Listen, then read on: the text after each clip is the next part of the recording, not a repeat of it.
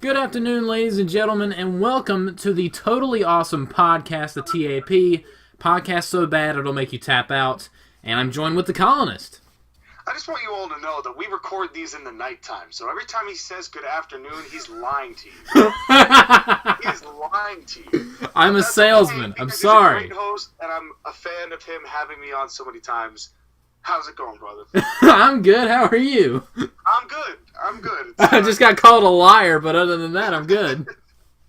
So, on this most auspicious occasion, look at me using those big words, we're going to be reviewing Money in the Bank 2019. It didn't really feel that as major as it was advertised, did it? It wouldn't be the first time they've over-exaggerated how good the show's going to be. Remember in 2016 where the gimmick was, it's the best Money in the Bank pay-per-view ever, and it wasn't even in the top 3.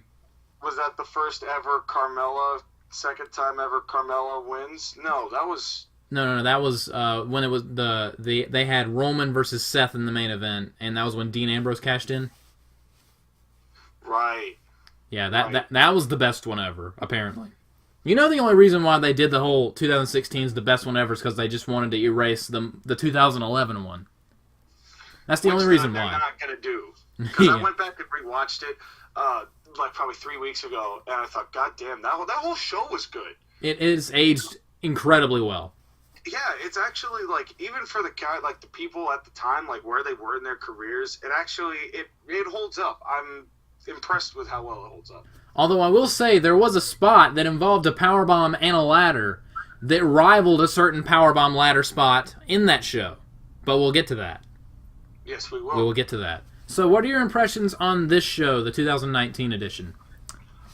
Oh, God. A lot of the action was good, but almost there was just, like, so much that bothered me about this pay-per-view. And it was the little things. Like, it wasn't even so much, like, the booking decisions. I couldn't really care about the booking. Like, it is what it is. But, like, it's little things. And I'm going to get to them. I'm going to point them out as we go along. Some of it is segment stuff. Some of it is middle of the match things. Like, I feel like the idea was there. Like, the structure of the show was there. But there were so many frayed edges. It's like trying to tie, like, a knot when the rope is really frayed. Yeah. And it's going to snap, but you're going to, like, whatever, it'll get me 5 minutes down the line so I can buy another set of rope.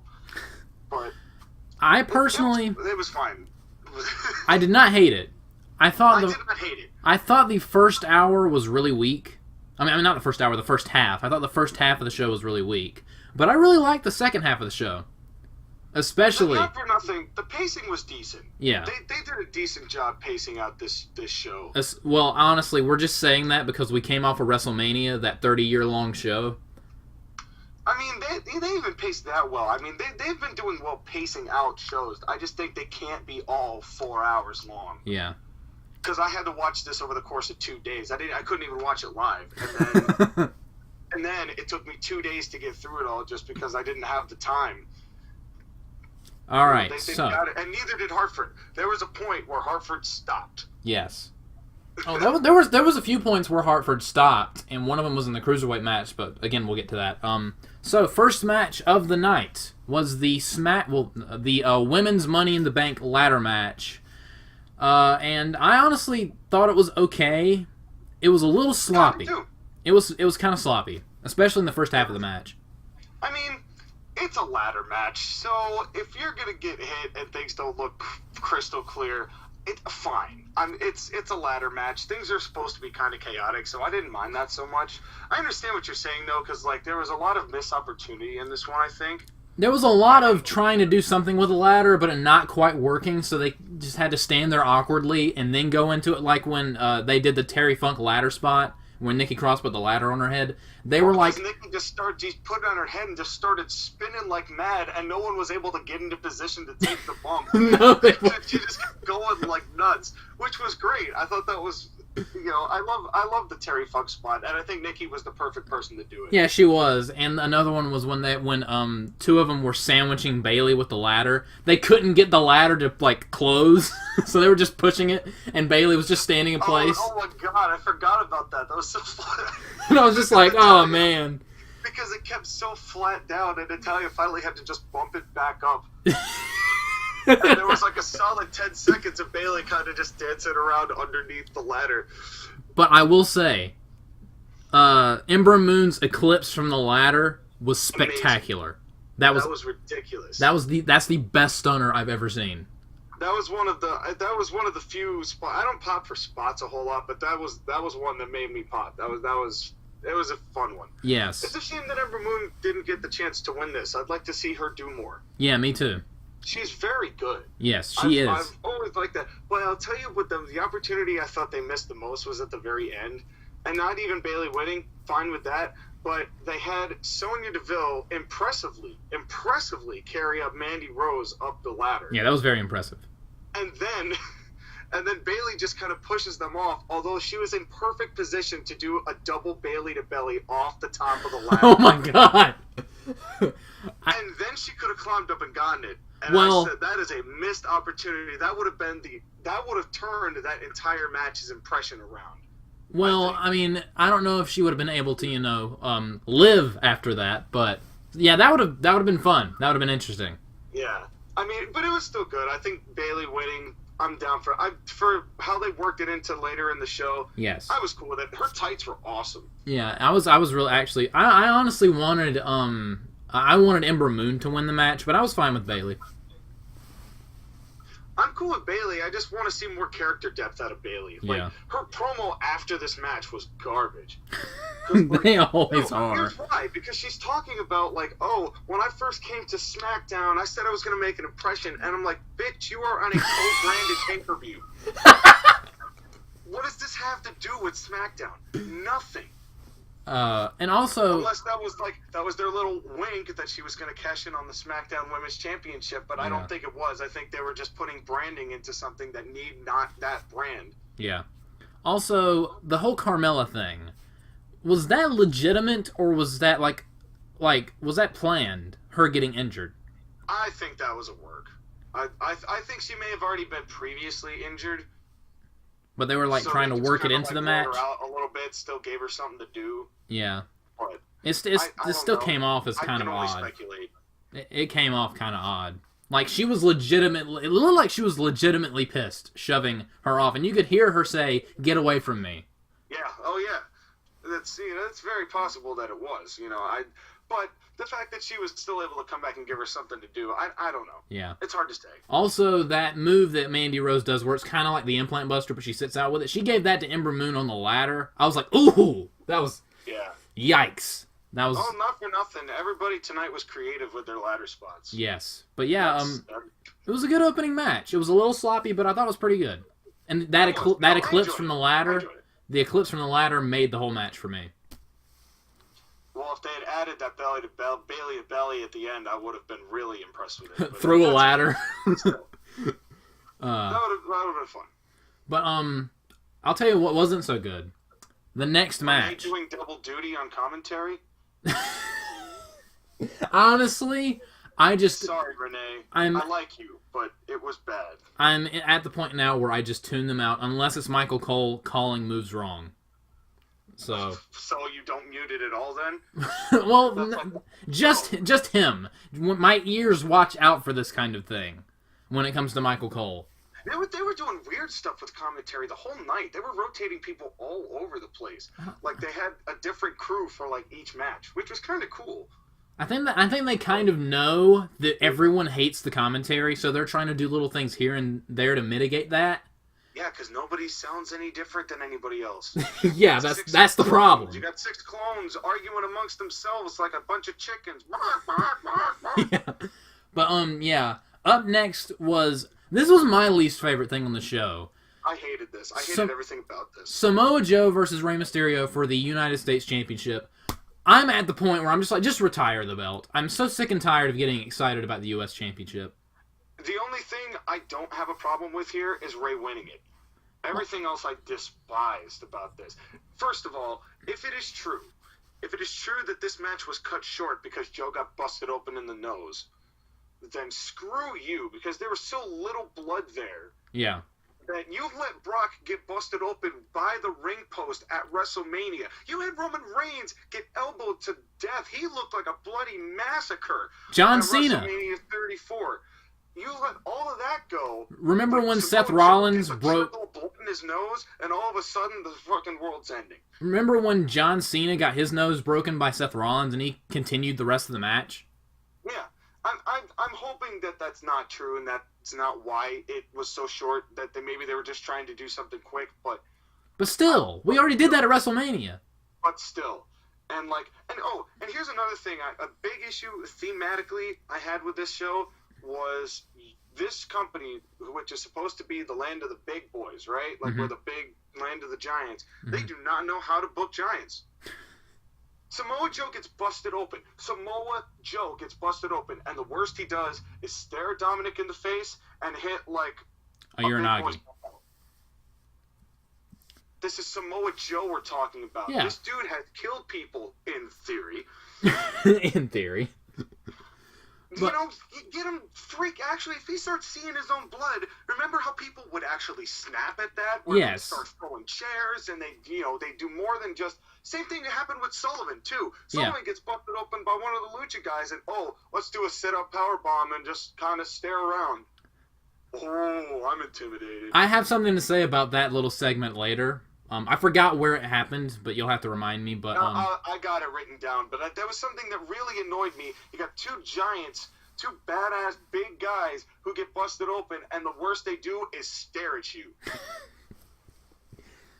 That's awful. Can we stop with Dominic, please? That's just weak.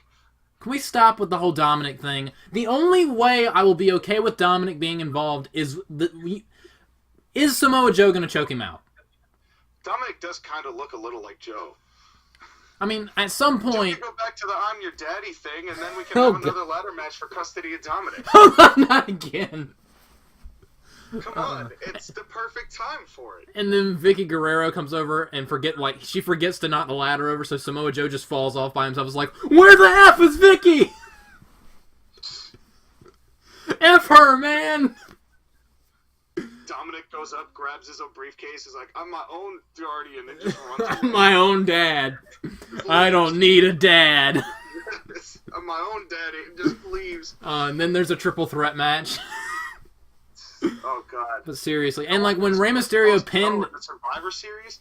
Oh, when Rey Mysterio pinned Samoa Joe, his arm was like baseball fields off the mat. Like you could have driven a car under Samoa Joe's shoulder. The officiating the whole night was crap. Yes. It was crap. And I don't know whether half of that was meant to happen or not, but it was just...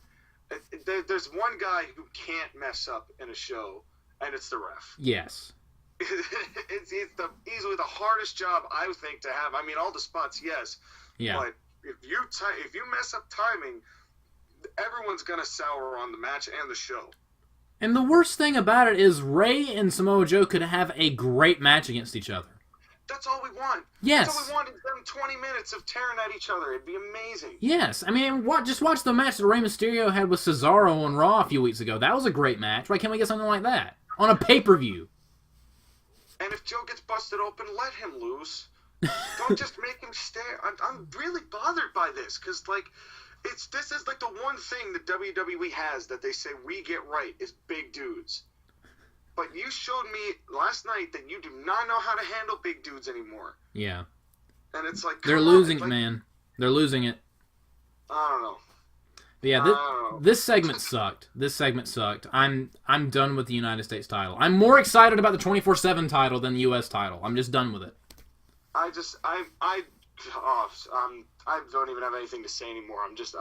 This was my least favorite part of the whole show. Yeah, and this right here. The Samoa Joe Rey thing was good a month ago. Because Samoa Joe looked like a beast and he squashed Rey Mysterio. They just ruined it in like no time flat. It's just... Yeah, that's kind of how they do, Joe. They build them up great, and then all of a sudden just like, oh, back down the ladder. Yep. Back it back down. Soon he's going to be joining Rusev and Nakamura. Oh boy. And then we're all in trouble. Yeah.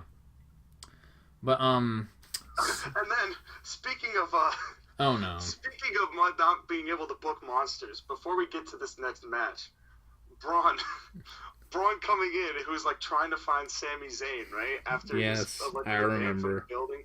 If Braun Strowman is supposed to be this big monster, if he can't be that angry if he's just tossing over a couple empty cardboard boxes. Like he's gonna be walking in and throwing people into like actually tossing them into barricades and into the ring posts, and like it was just, again, it was weak. Like, oh, he really had to try hard to get into the arena. What's, you know, again, it's so easy to do. Just like they're being lazy. It's just lazy. Yes. Like, I don't even know anymore. But there used to be 6 cops who were developmental wrestlers who you'd have there who could just take those bumps and just get clobbered.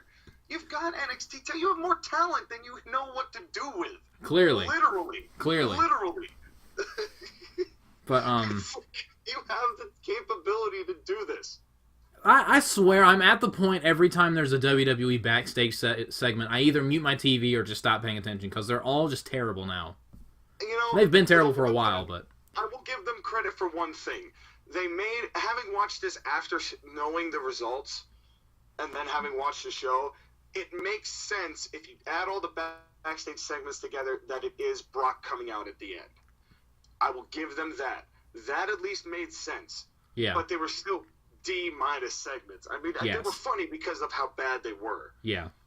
It's and then speaking of funny things, this next match. Oh God! When the whole crowd missed the Awesome in Miz's entrance.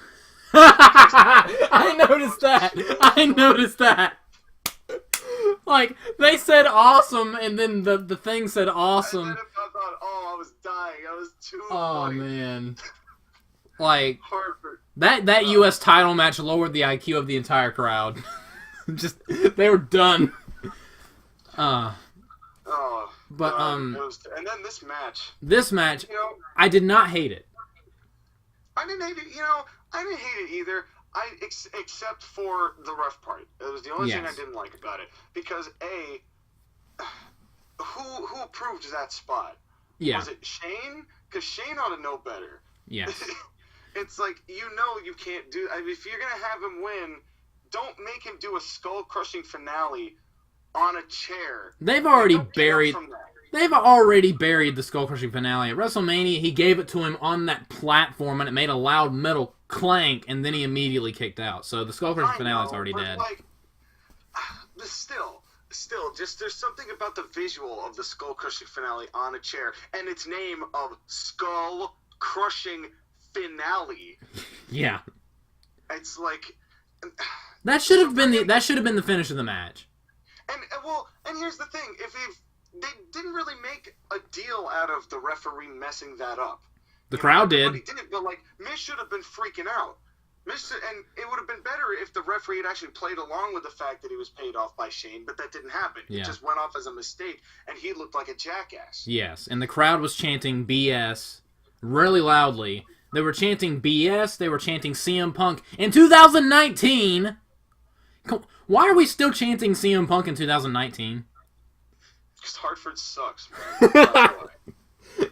And they were chanting AEW. I'm going to get to it later when we talk about the Elias segment, but Hartford made me laugh, and I'll tell you why later. But they were chanting AEW during this match, which I was fine with. There was another chant later in the show that I actually really liked. But speaking of the worst thing ever, like, we're not going to talk about Shane McMahon's awful punches. That's already been done to death. The new worst thing ever, the Miz's Frog Splash. Don't even get me started. Oh on that. my God! I literally put in my notes, Miz, I never want to see you try a frog splash ever again. Joshua, why do you hate the Miz? Dude, watch him wrestle. He was wickedly sloppy in this match. I'll give that to the Miz. He was kind of sloppy. Like, you know how I feel about his figure 4. Yes. And that might have been one of the worst ones I've ever seen him put on. Yeah. I was blind to everything else that moved after that. The right leg locked. I was blind to everything else that moved after that frog splash, because good God. But you know what's funny? And Shane's I forgot about this. You know how Shane put in the triangle choke? Yes. He put his hand over his heart like he was about to pledge allegiance to himself. I thought that patriotic triangle choke looked ridiculous. Shane thinks he's a judo master. He's not. Oh, It's not. But you know what? Shane winning is a real big metaphor of WWE's booking. You can put in as many years of work as you possibly can.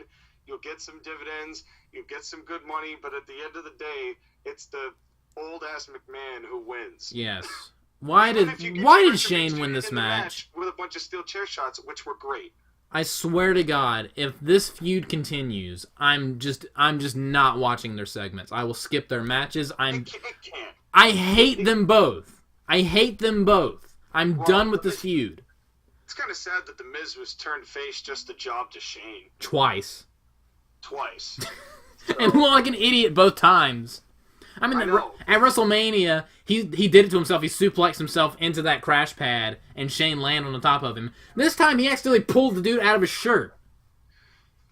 Like, that was a clever finish, though. Yeah, it was clever, but it still made him look like a dork. It was a clever way to end the match, but like, still, if you're gonna have Shane win, then don't do the skull crushing finale on the chair. Yeah. You know, it's like pick one or the other.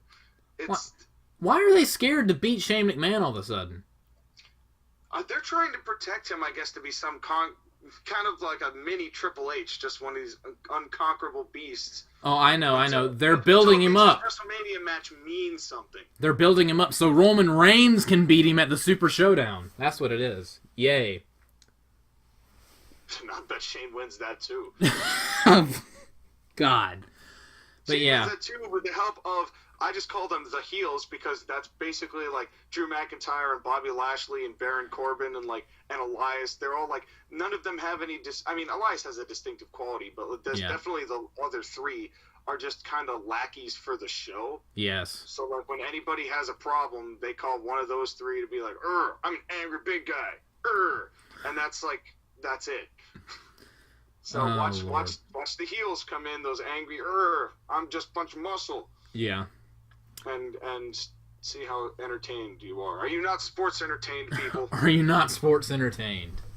After this, the Lars Sullivan squash segment? Was that? No, this was the Sami Zayn strung from the rope segment. Oh, okay. Which I wrote down only for one reason, which was the funniest thing of this whole thing. Triple H is he's trying to say, like, get the camera out of here and close the curtain, but the curtain's too small. So he shuts the curtain, but, like, 3 feet of space comes out on the other side. So he didn't actually close a curtain at all. Oh, man. Oh, it was a riot. I was like, see, and it's those little details that just bothered me about this whole show. Like, it was just funny how bad it was. The production values are dropping. They're dropping Sean. Oh, it was just like, come on, you can get a curtain that's wider than 4 feet to use for the pipe and drape there. That's Literally. easy stuff. Literally just jerk the curtain a little bit. It'll be fine. Oh. No, but he like hauled it and it went all the way over to the other side. I was like, wow. Oh man. This show was just absurd in that way. It was just Alright, so up next was actually, I kind of felt bad for this match a little bit, the Cruiserweight title match. It was Tony Nese versus Ari Daivari. The first 3/4 of this match, the crowd was silent. Yeah. Which is a shame. They were, but you know what? I know why they were silent. Because, first of all, I'm not a huge fan of the Cruiserweights because I just don't like massive spot-festy matches. That's just my personal preference. Yeah. But I figured out why no one gives a crap about the Cruiserweights and why that division is destined to fail. And it's obviously because nobody watches it. Yes. But this is what I wrote down, though. If you're going to put the Cruiserweights on a main pay-per-view, which I'm all for, at least give them a recap video as to why they're fighting. Yes. You know, show them something from 205 Live that says, hey, this is where these people perform. They got nothing. There's like, oh, here's a bunch of flippy guys. Here you go. I wonder how many people in the arena were like, what's that belt for? What's that purple belt? give the people a reason why they're fighting. Give them somebody to actually root for, you know. And the problem is, like, the matches have no value because all the women in the heavyweights do all the spots that the younger dudes do and the smaller dudes do. So then you end up just with like, hey, here's a bunch of smaller guys doing the stuff you can normally see on the pay-per-view that we're already going to show you, and we're not even going to give you a tie to how you can watch these two performers do their stuff on 205 Live because nobody cares, and we acknowledge that nobody cares, so we're not even going to give you a recap video to tell you why these two people are fighting, which is the whole reason you paid good money to come see us in the first place. Yeah, exactly. So, can I tell you another reason why no one cared about this match? Arya Daivari. Who cares? He's like the 205 Live's Chavo Guerrero. It's impossible to care about this man. Just he needs his brother. He needs Sean Daivari out there. He needs something, because he just came out, and I'm just like, Tony Nese could wrestle a broom. I think he would. Not that Arya Daivari is a bad wrestler. He's a fine wrestler. It's just that he's Arya Daivari. They just don't give me a reason why I should care about these guys. And if you're going to put them on a main pay-per-view, you got to do that. You got to at least give something. Give them something to cheer for. You know? And it was a good match, all things considered. Nothing, they're going to use nothing. Yeah, and it was a good match, all things considered. Like, by the end of it, the crowd kind of got into it, which impressed me. I'm surprised they got the crowd over a little bit. But it really started picking up near the end of the match. It did. No, it was a good match. It was. I didn't hate it. Again, I'm not a big spot festy guy. I like when people sell a little bit more than that. So there's only a level so far with the cruiserweights before I get like, okay, this is just like move masturbation. Yeah, yeah. But still, it still held up well. It was a modern match. It was a good modern match. It's just the fans just didn't care because they had no reason to care. It would have been so much better if it was just Tony Nese and Buddy Murphy again. Because, like, at least it's two guys of some substance. Because Tony Nese is good. He can go. Yeah, I don't know. I don't even know the context of why they were fighting, so I can't even tell you who's the best guy to face. I don't either. I don't watch 205 Live. Nobody knows, and that's the problem. That's why it's like, I think we were all like, oh, the cruiserweights, good for you. You made it on a main event pay-per-view, and that's as far as our connection went. Yes. And then I was like, I thought he was facing Buddy Murphy. And then I looked it up, and I was like, oh, it's Arya Daivari. Oh, no. The crowd's not going to care. And sure enough, the crowd did not care. So, yeah. So that was that. But, yeah, Tony Nese won, and the right person won. So it was. I enjoyed it. It was a good match. Despite all the issues. Yeah, but that's not either of the talent's fault. That's just the way that the cruiserweights have been presented, which is not at all. Yeah. And up next... Sorry about going off on that Cornette promo, but I was like... It's all good. It's all good. But, you know, sometimes you just got to do that, because it's like, it's frustrating because you want to invest in these guys. Yes. You want to. And when you're not given anything to want to invest further in it, it's just flat. It just falls flat. Yeah. You're completely right. You're absolutely right. Like, I don't watch 205 Live, so even though I was enjoying the match, like, from a technical perspective, like, I don't have a reason to care about this match. Like, there was no reason given, other than go watch the show on the network. And I don't have the network. Yeah, which they didn't even plug the show, really. I'm so sad that I watched a WWE product and the phrase $9.99 did not appear on the screen or was uttered once. A phrase that was uttered that made me want to rip my hair out was that the Saudi Arabia Super Showdown is just as good as, if not better, than WrestleMania. Oh, bruh! I forgot about something.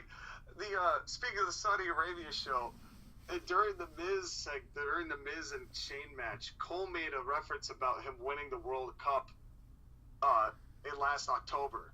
Yeah. But like no mention to Crown Jewel or Saudi Arabia or anything like that.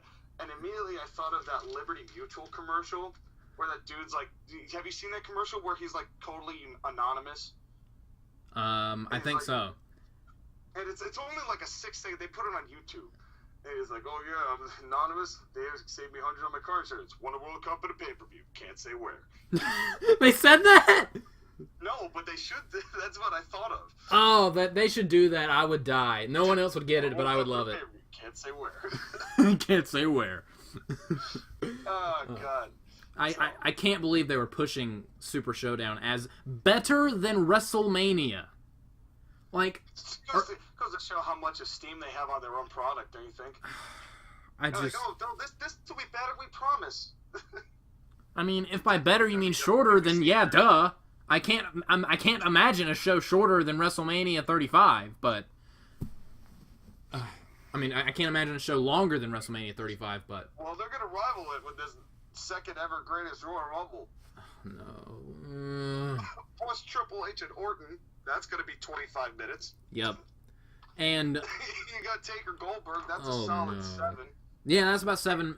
Like that. If this was 2010, I'd be excited for that match. And then the extremely exciting matchup of Kofi Kingston versus Dolph Ziggler. We never seen that one before. That's going to be one that I definitely will remember. Like, they fought each other for the U.S. and IC belts so many times. I know. Granted, Shane McMahon and Roman Reigns, yippee. I mean, Braun Strowman and Bobby Lashley, get hyped.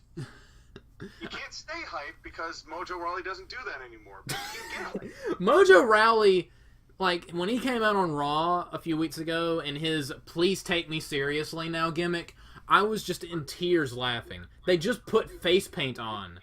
And I'm just like, it's impossible for me to take you seriously. It's lazy. It's just lazy. They can't.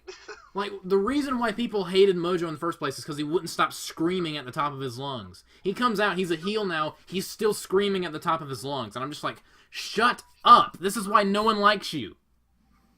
He's too hype. Yes, he's way too hype. Too hype. I'm sorry, but you can be too hype. Okay, so anyway, let's move on. Yes. Move on to the women's deal. Okay. This match.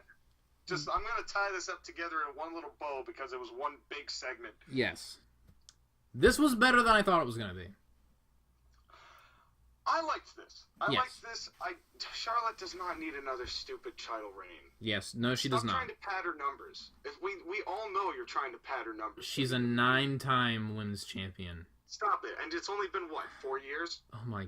How do you win 9 world titles in 4 years? That's ridiculous. Well, Edge did 11 and 5. That is true. That is true. To be fair, Edge did 11 and 5.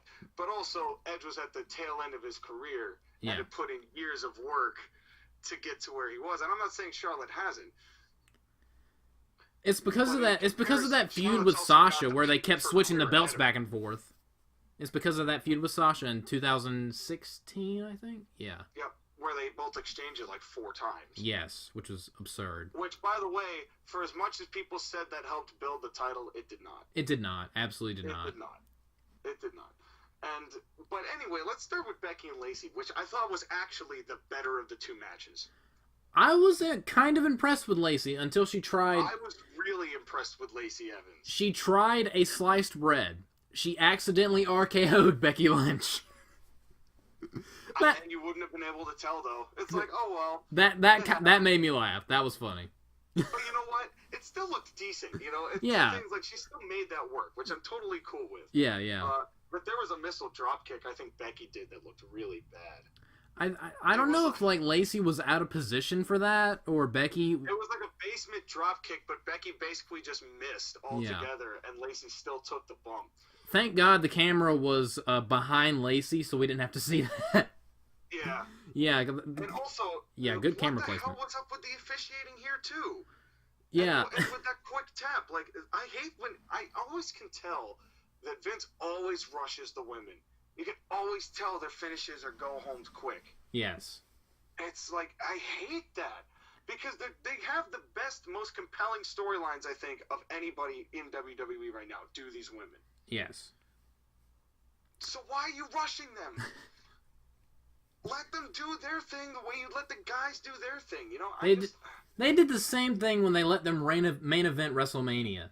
Yeah, exactly. Vince just pushed it. And now, to be fair, it was 7 hours in. Yes. And we were all ready to go to bed. Yes. We all were about to miss our own funerals because the show was going so long. But we would have been okay with a non-rushed feeling finish. Yes. Just saying. Plus, Lacey had that roll-up, and Becky was down for, Corey Graves counted it in the replay. She was down for at least a 4 count, but the referee didn't notice. referee just stood there like a dumbass. Yes.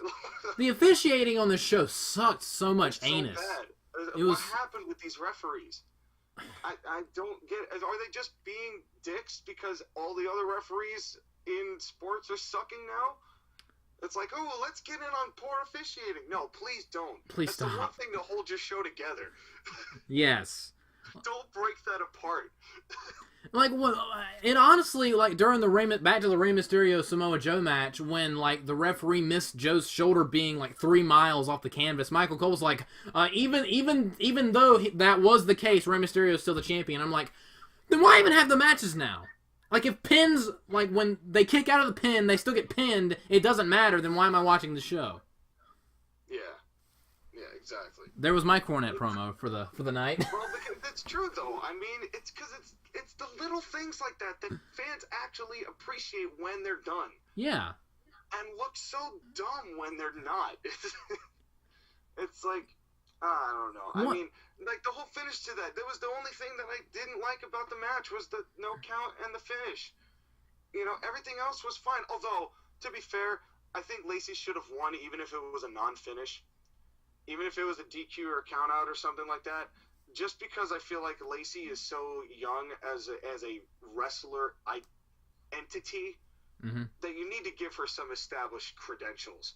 And I think getting a win, even if it was a count out or a DQ, is still better for her than losing straight with an immediate tap out. Well, even though she immediately tapped out clean, sort of, even though Becky was pinned for like a 15 count. Sort of. There was a video on their YouTube channel about Lacey Evans saying that she wasn't done with Becky Lynch. She was going to follow her everywhere. So apparently their feud's not over yet. She tapped clean! Well, I'm glad, but like, I'm glad that she's still getting the credit. But you know what I'm saying? It's like, especially because this was her first big match. Yeah. First big match on a first big pay-per-view, especially because they want us to believe that this is in league with the rest of the big four. Yeah. And she did fine.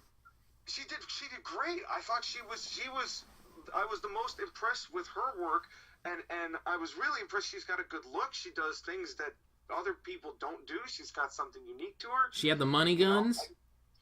I want to see more of Lacey Evans. Absolutely. Yes. It's like that definitely made me want to see her more. Question, Sean. Who do you think's more attractive, Becky Lynch or Lacey Evans? I don't like to compare. I love me both, my ladies. Put you in a tough spot right there. Neither of them. We'll see because it's forward thinking. Okay.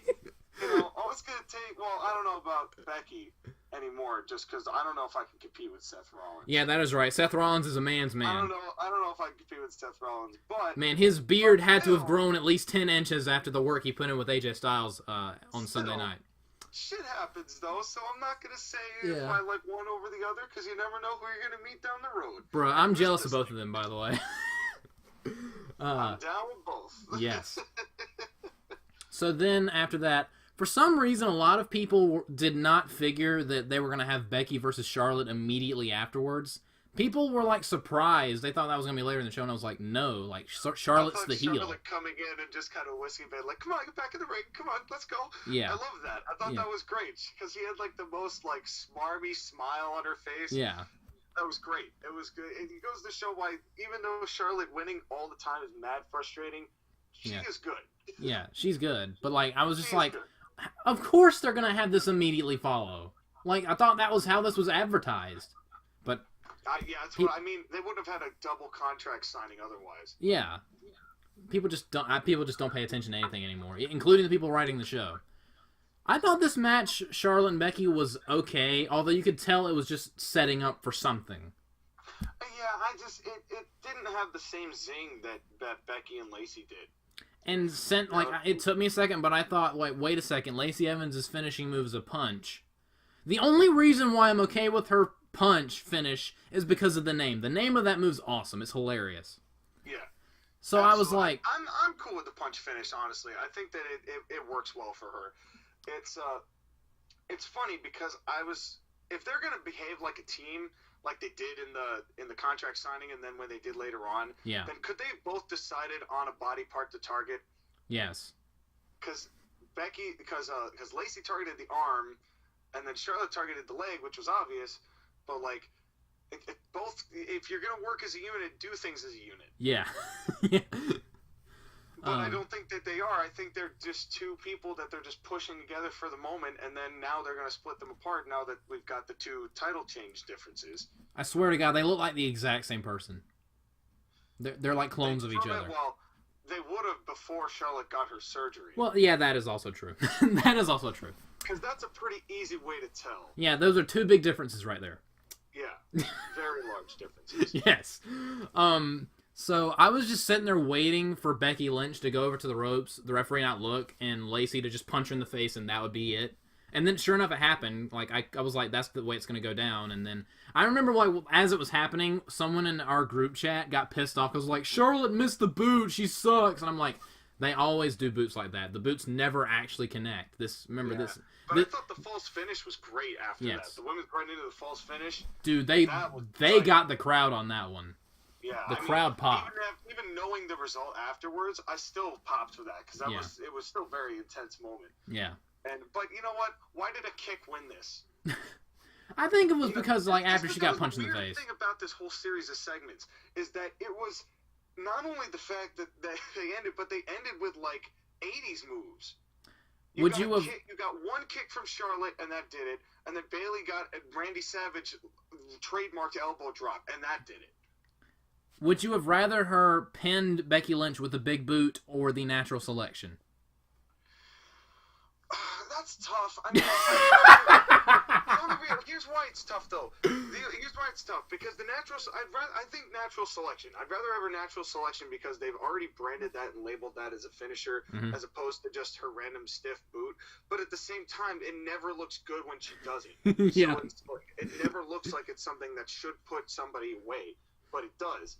But I respect the fact they've established it as a finisher. So I'd rather see that than just like a side boot. Yeah. You know, she's not Goldberg. Yes. She's not ending. Wow. All right. It took me a second, but I got what you were doing there. Sorry, Brett. Wow. You know I love you. Oh man, that was I was unprepared for that one. I was not prepared for that for that shit. But anyway, so yeah, then Bayley cashed in, and the crowd loved it. I thought it was great. I'm glad Bayley got her moment. Yeah. I was cool with this. I mean, I understand why they did it. Me personally, I would have liked Lacey to get the non-finish so Becky kept the Raw belt. You could do everything the same with the right and have Charlotte almost win, but I'd rather have had Becky beat Charlotte and then Bayley come in and cash in, or Bayley do a Seth Rollins. Mm-hmm. Make it a triple threat. Win the belt that way. Because then you can actually have something for them to fight over if they actually make it to Survivor Series together, or if one of them moves over. Because wild card, you can actually have that match and justify it. This isn't Uno. The WWE's not Uno, Vince McMahon. Like, I know. You can't do that. And it's seriously like, you ever noticed that all the commentary, none of them can actually identify what the wild card rule is? Because it's stupid. 5 superstars. It's 4 superstars. You know what? It's just superstars. We're not even going to put a number on it. The brand split is dead. That's what it is. Except until Fox takes over, and then they don't know what they're going to do. Yes. Like, just throw down a +4. Okay. But, yeah, this whole segment I enjoyed, although the whole Becky and Charlotte match just felt like nothing but build-up. But it was alright, And it's, to be fair, it was.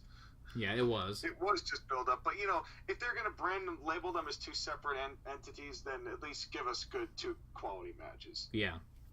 That's all. And then this Elias segment. Okay, I know you don't like Elias. I know you don't. Okay. But as somebody in Connecticut, I love this segment. Because he is absolutely right about everything that Elias said. And Hartford's so shit that Elias called it a toilet bowl and they popped. They were like, yeah, you know what? We are shit. You're right. I was A+. I was totally down for that. And the fact that he got to finish. Yeah. Just doing a slam on Hartford. Down for it. I love his catchphrase. I love his catchphrase at the end where he's like, "Good night. I love none of you." That's great. That's good too. That's a good capper to just crapping on the crowd. Oh, that was fun. And I mean, I even liked the thing where he came up and snuck and hit Roman from behind. Yeah. That was cool. You know, because they don't do stuff like that. Yeah. Not really. So the only shame here is that Elias got squashed. Yeah. I mean, but it's almost as like it doesn't even affect him now because his gimmick isn't even much to do with wrestling. Yeah. He's actually kind of just gotten over on the music, which is cool. I think that's so unique that somebody who started out as wrestling and can wrestle, got over with something that didn't involve wrestling at all. So not gonna lie, I was very meh about them having a match. I was totally fine with the squash. It wasn't even a match. Yeah, I mean, I think they knew that nobody cared. Yes. Or nobody, like, I don't want to say nobody cared, but it's just, it wasn't going to be the feature of the show. They did not want a repeat of last year when it was Roman versus... Wait, was it last year that it was Roman versus Jinder, or was that 2007? What year was that? No, I think it was last year when it was Roman versus Jinder Mahal, and the crowd No, that was that had to be 2017. The crowd unmercifully just crapped all over that match. Poor Jinder. I think they just wanted to avoid that, so they just made it as fast as possible. I know. Poor Jinder. He tried. So, when was the Lars Sullivan segment? I think, hold on, let me check my notes here. The Lars Sullivan segment was after AJ and Seth. Oh, it was? I don't remember it being that late in the show. Okay, yeah. Okay, we're almost there. It was so late in the show that I had to say, Lucha House Party, it's so late. Why are you here? They had to have some kind of cooldown segment. But speaking of which, this next match of the night, absolutely, AJ Styles and Seth Rollins burned it down. One would say. Great. You know, it was that counter. I forget what it was from, but where AJ countered Seth into the Styles Clash. He went for the stomp. Into the match, and that false finish. That was sick. That was so awesome. There were several just absolutely fantastic counters in this match. Like, when Styles went for the forearm and it got caught in midair with the spinning knee, that was awesome. Mm-hmm. The Styles Clash out of the curb stomp, that was phenomenal. That was what it was, yeah. That was dope. The reverse superplex into the Falcon Arrow, that was spectacular. Yeah, they did a lot of cool stuff. This match was nuts. It was great, and honestly, it was a great, well-paced match. Both these two are professionals. Who thought that this match was not going to live up to expectation? And can I just say how happy I am that AJ Styles had a good match on pay-per-view that people were not asleep for? Because the past several pay-per-views where AJ Styles has had a big match, he's had a great match and the crowd was just gone. Like the Royal Rumble, he had a great match with Daniel Bryan, even though it ended with Eric Rowan. It was still a great match, but the crowd was asleep. Same thing with WrestleMania against Randy Orton, although the crowd was blinded. Yeah, it's all about timing, man. It's all about timing on the show. Like, when the crowd's going to start rolling out for it. And I think these two were probably the most hyped of the show. Yes. Like, I mean, they like Money in the Bank and all that, but, like, for the people who are actually watching for, like, quality one-on-one matchups, this was going to be the match of the show. Yeah, and when Seth Rollins did that beautiful frog splash, you want to talk about night and day. Yeah, big notes, Miz. Like, don't ever do a frog splash again. Please, for the love of God. Got you covered. Like, watch Seth Rollins do it in slow motion, and still don't ever do it again. God, but yeah, was gorgeous. This match just if you want to watch one thing on the show, just watch this, and also watch Finn Balor get crucified. It was after. That was fun too. It was right after this match that I had to close it out for day one of watching this, and I could have closed out and not watched the rest of the show and been totally fine. Yeah, because this would have been a perfect way to end the show with a fantastic wrestling match. The handshake was cool. Yes. I think they need AJ as a baby face right now because they don't have anybody viable to be one. Besides Seth, of course. That people aren't going to just hate. Yeah. So, you know, it is what it is. I think It was good. I had nothing bad to say. I had nothing to say about this one. The only negative was they messed up a hip toss briefly, but then they just immediately recovered. So I was like, I noticed that, but other than that, this match was great. Yeah. The only thing I had an issue with was at the very end, Michael Cole said something, which again was, I guess, storyline continuity about Lesnar coming in, but he says, "Oh, it's going to take something big to take that Universal title off of Seth Rollins." I'm like, fuck you. Yeah, because you know what's going to happen now. Yeah. But all right. Up next, probably the thing that made me laugh the hardest on this show. Jazz Party. Yes. Getting demolished by Lars Sullivan. After all of these allegations about him being racist.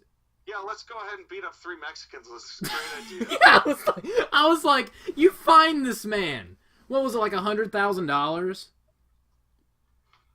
Yeah, I and think so. Like, he gets called out on social media. People are pissed at him. You fine him $100,000. And in the next pay-per-view, you have him come out and beat the piss out of 3 minorities.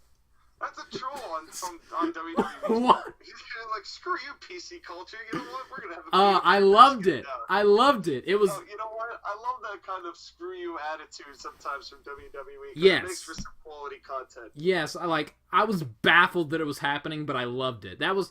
It's one of those rare instances where the WWE does something that's kind of stupid, but it's great.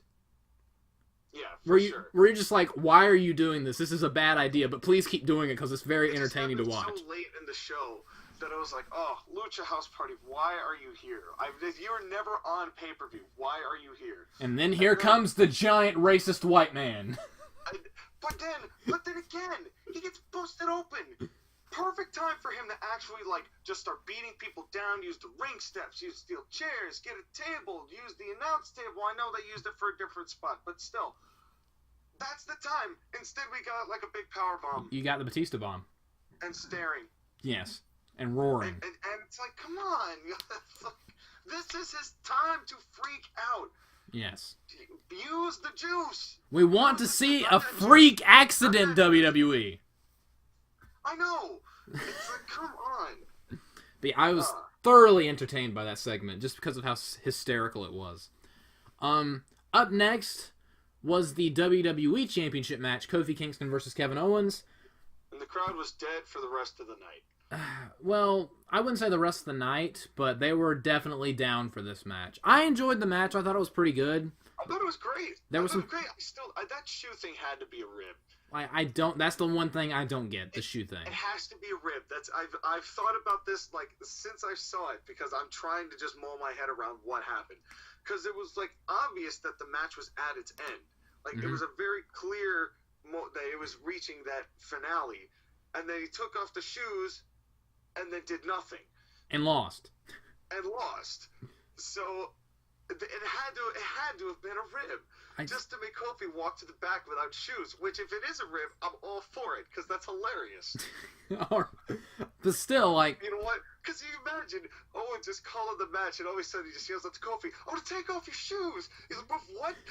And Kofi's like, "Huh?" Dude, what the hell, man? It's like, but are we doing the finish? It was like, yeah, do the finish. Like, yeah, go ahead, hit me. Yeah, hit me with it. Like, what? But just that visual alone makes that worth being a rib if that's the case. Yeah, but there was some great spots in this match. That stomp on the apron, the sound it made was just ugh. That sounded great. It sounded brutal. Crunchy.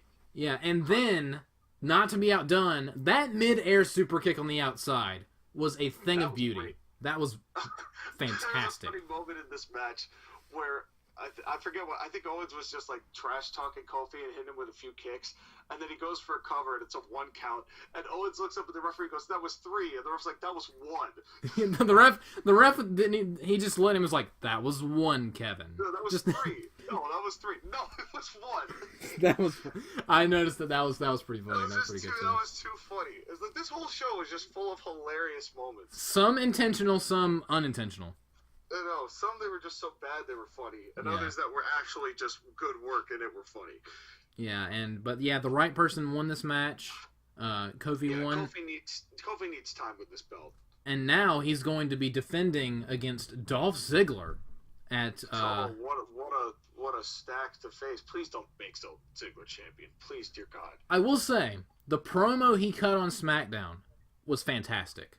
Have you seen his promo on SmackDown about it? Ziggler has always been able to talk. Or are you talking about Kofi? No, Dolph Ziggler's promo on SmackDown.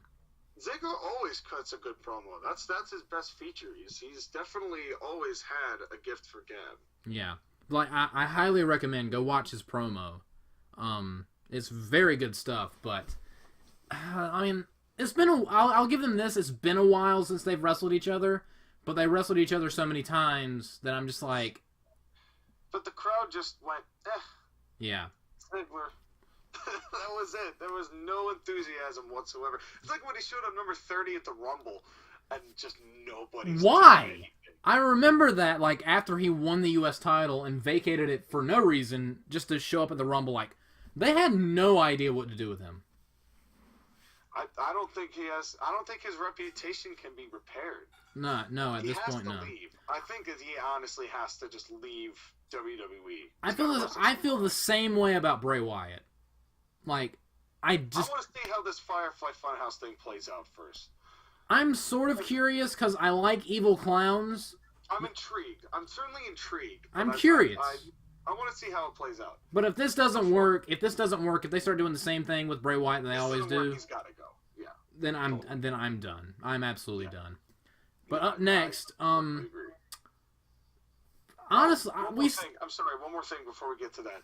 The New Day theme is not the theme of a world champion. I'm sorry. Yeah, go back to the SOS. Go back to Kofi's old theme.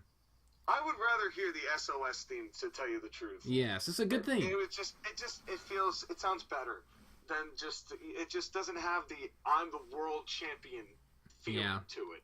Like, you expect something more. It still feels like he's part of a tag team, which he is, but he's the world heavyweight champion.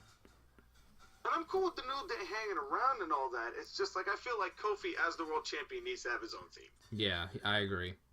But up next, this Money in the Bank ladder match was absolutely insane. Like, with Ricochet and Ali, excuse me. It's Mustafa Ali. Shut up, WWE. It's Mustafa Ali. You Why can't do take they everybody's first names and last names and just throw them away because you think they sell better? No, they don't. Did you see what he put on Instagram? It was him versus Andrade Cien Almas, and he said the winner of this match gets a full name. Yeah. That was funny. That was funny. He should have put the winner of this match gets our name back, but yeah, seriously. But like with Mustafa Ali and Ricochet in this match, you'd think they would be the ones doing the crazy spots.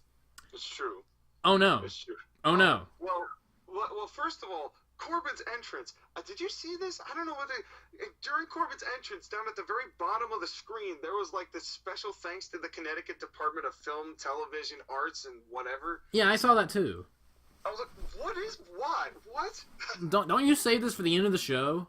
What was that about? Well, Kevin Dunn, what the hell was that?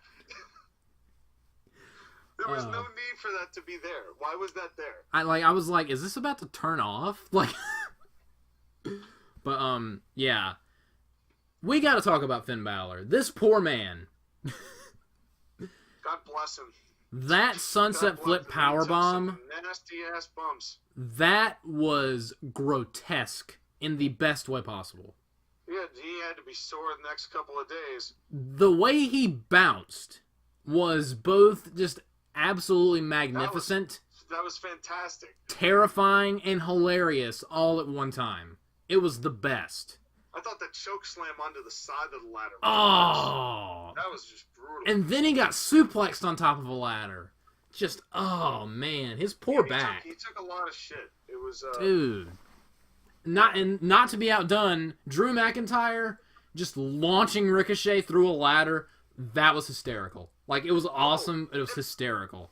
The weirdest thing about Hartford, and again, why Hartford is just so shit. How is it the most over guy in this match was Orton? I'll tell you why, because it was funny. They chanted for Randy Orton. They were literally chanting Orton. Although, to be fair, Orton's 3 backdrops onto the table were great. Yes, they were, and they were hilarious. That's why that's because it was funny. I did enjoy that. I did very much enjoy that. Speaking of funny and Hartford, whenever something insane happened, they started chanting "Yowie, wowie." That was funny. That made me laugh. Well, it'd be nice to see that get over. Yes, please let that be the new chant, please. That was really funny. I really laughed after that. After I was done screaming, "Oh my god!" But Michael Cole, I can't stand him, but he actually did a decent job in this match. Like when he was like, "How the hell is this man still alive?" I was like, "That was a good call. That was a good call." Although he kind of ruined it when Mustafa Ali did the Spanish fly off the ladder. And he was like, "What is wrong with these guys?" I was like, "That was weird." Because like, what do you mean? What's wrong with these guys? Like maybe if Mustafa Ali did that on top of another ladder, then you could say that.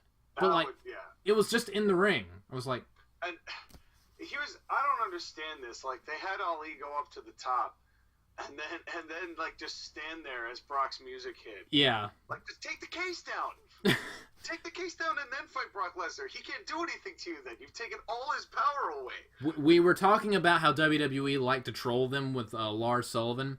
They love to troll people, period. Like when back in 2017 and whatever, when they were trolling people with Roman Reigns. Roman Reigns used to... my favorite thing. That's how I actually started to like Roman Reigns, is when WWE just call him out just to get the rain of boos at the end of the show. They're doing the same thing with Lesnar. And it's magnificent. Oh, yeah. I loved it. But it's stupidly short-sighted because they've now shot themselves in the foot to ruin the end of another show. Yes, I agree. But although I will say, Brock Lesnar murdering 3 cameramen with a ladder, that was hysterical. I loved that. Yeah, that was cool. That was funny. See, that's a beast. Yes. You know, it's you can't just have one guy doing that stuff. I mean, you have guys that are all vicious dudes. It's like, why isn't Drew messing people up? Yes, agreed. It's like, you have so many guys like that who you have and who fit your bill, and yet you don't let them unleash that aggression, which is the whole point of having them there. And then I looked on Twitter, and everyone was furious about Brock Lesnar winning, and I'm just like, how could you care at this point? Like, honestly? I don't. I'm like, fine, go ahead, give it back. Fine. And I was laughing at them. That's why I loved it so much, because they were so pissed off. They were like, "Oh, I'm not watching WWE again. I'm not watching it after this." The best part about that, and I'm sure probably the people in WWE agree, the best part about trolling that is actually watching the Smarks comment and lose their shit. Yes. That's quality entertainment. People freaking out about what they did was wrong. Yes, and when they're like, "I'm never watching this again. I'm done." And I'm just like, cancel my network subscription. Then why are you watching Raw the next night? Like, even I have done this song and dance before. Remember, Sean? I've done this song and dance before. It happens to all of us. It happens to all of us. So just we all go through that. But at this point in time, like, it's just a waste of time. It's but it was an interesting way to end the show, because it ended the show with like the tension was so bad, like you could cut it with a knife. There was just like, people were pissed. It was hilarious. I loved it. I loved it. I absolutely loved it. It was wonderful. And even Brock's just sitting there like, fuck you guys. Dude, when Brock came out Monday night with that briefcase and everyone booing, and he was like dancing with it like it was a jukebox, I was laughing my ass off because that was hilarious. It was great. I love Brock Lesnar. He's the best. I love this man. Not for nothing is that he certainly is not denying what everybody says about him. Oh, he doesn't care. He does not care. And that's my favorite part about Brock, is that he's like, he just doesn't give a shit. Like, he got paid to come in and win a match, like, after everyone else was already dead. He made bank off of that. He does not care. Yeah, it was great. I love Brock Lesnar. I think Brock with the briefcase is actually going to be really interesting. It's definitely going to lead to some fun teaser moments. I think he's going to end up cashing in at Mania, to tell you the truth. Yeah, unless they have him wasted on the Saudi Arabia show, which I'm thinking that's what they're going for. Oh, God. Which, if they waste it on the... No. Watch them. Just watch them. I guarantee you, that's what they're doing. So anyway, God, I hope not. Money in the Bank 2019. What is your 1 out of 10 grade for this show, Sean? Well, I did like a lot of the action. I mean, there was a lot of fun stuff in the show. It was a funny show. Yes, it was funny. Show. It was very funny. It was some things that they meant to do, some things they didn't mean to do, but it certainly made me laugh a lot, which I don't usually do with wrestling, so I'm down with that. Yeah. I did like the fact that the WWE Championship was the last title to be defended on the card. Yes. Because obviously your selling point is the Money in the Bank men's match. I'm cool with that going last. Yes. But I like the fact that they put the WWE Championship match last. Mm-hmm. I wish it wasn't also a victim of its space on the card because it came right after the Universal title, and people were still gassed from that, and it was also 4 hours into the show. So it's funny because the progression of value of WWE title was also ended up being its undoing as the victim of its timing. Yes. But still. And with that title match with AJ and Rollins, it helped make the Universal title more prestigious. Exactly. That's why I love Seth as champion. That Universal belt. Good. I like when, for as many titles as you have, you at least are trying to add value to them, and I think they did a decent job of that this pay-per-view. Sean, what are your thoughts on the 24/7 title? Let's see what happens. Honestly, I don't know why it took people so long to just get into the ring and grab a belt, but I did like the hardcore title back in the day. I think it looks like crap. Yes. when they announced it, let's see where it goes. When I was on the chat and they just said, "Oh, they're just calling it the 24/7 belt," I was about to message, "What does it have, a big old clock on the front of it?" like sarcastically. Sure enough. But I didn't send it because I didn't think that would be the case. And then I saw the belt and my jaw dropped. I was like, "Bruh, are you for real right now?" And it's green. Think of the money we can make on replicas. Why is it green? Like, not even the clock. Like, why is it green? Because Earth. That's why. But to me, the 24/7 belt is a giant waste of time. 5.5 out of 10 for me. Wait, what'd you say?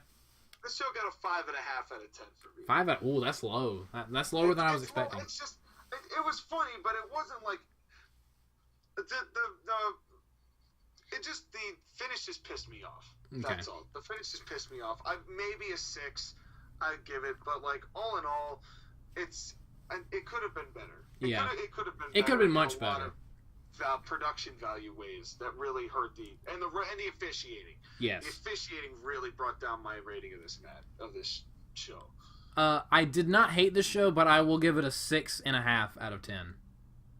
So our combined rating for this show is a 6 out of 10 for this show. So there you go. Go watch Seth Rollins versus AJ Styles, and that's all you need to see, honestly. Yeah, it's a one-match card. It's just for 4 hours long. This was a haul. And if you want to see Finn Balor get paralyzed, then I guess watch the Money in the Bank ladder match as well. Watch it, but then stop it like 5 minutes beforehand. No. Then they won't get to see Brock Lesnar eat 3 cameramen with the ladder. Okay, but then don't watch him go up and get the title. Just stop there. All right, Just stop there 6 minutes earlier. Thank you guys for stopping by to listen to our review of Money in the Bank 2019, and we will. Money in the Bank didn't live up to the Big 4 expectation I was expecting it would, which was the whole reason why we do these. But you know what? It's still a hell of a time to do these reviews with you, Joshua. Yes. Enjoy Mr. Geddon. Mr. Geddon. Mr. Geddon. Yeah, I can't wait till I marry Mrs. Geddon and I have Geddon Juniors running around. This is getting weird. Anyway. This is getting weird. It's time to... Let's go. We will see you guys at SummerSlam. Good night, everybody. See you at SummerSlam.